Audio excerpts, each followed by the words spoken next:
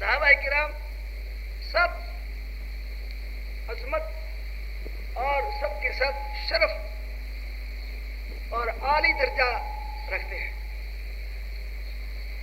ان کی فضیلت اور مقام کو سمجھنے کے لیے اس بات کا تصور پہلے ذہن میں ہونا چاہیے کہ ابو بکر صدیق اور حضرت عمر، حضرت عثمان، حضرت علی اور جتنے بھی صحابہ ہیں 1,24,000 سے زیادہ ہی ہیں.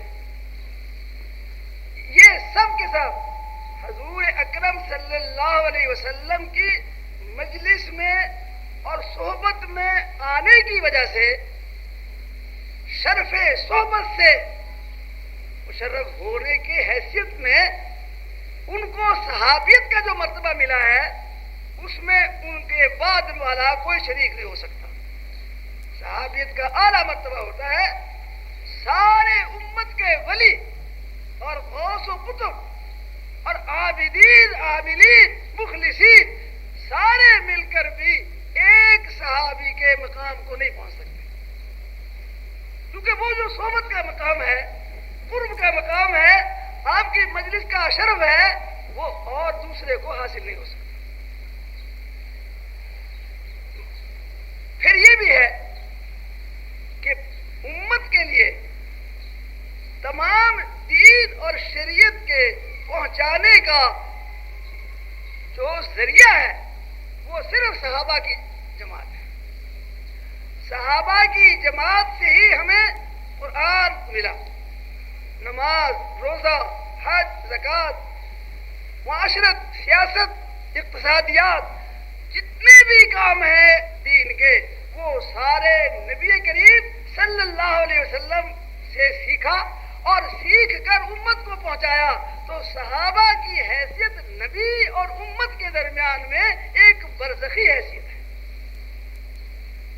اس کو خوب غور سے سمجھو اور اسی نقطے سے آپ کو دین کے اندر صحابیت کا مقام معلوم ہوگا اور اس کا ایک خاص لگاؤ اور تعلق جو ہے وہ آپ کو معلوم ہو جائے گا. دیکھو، ایک شاگرد پڑھتا ہے ایک استاد سے اور وہ استاد فوت ہو جاتا ہے. اس شاگرد کے ذریعے اس استاد کے علوم آگے پھیلتے ہیں.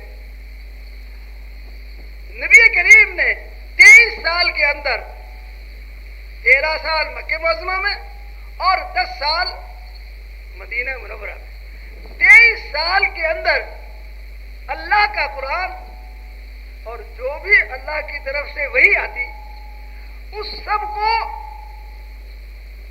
اپنے ان شاگردوں کو بغیر واسطے سمجھایا، سکھایا، پڑھایا، تعلیم دی ان کی اور ان کے دلوں کی بھی صفائی کی.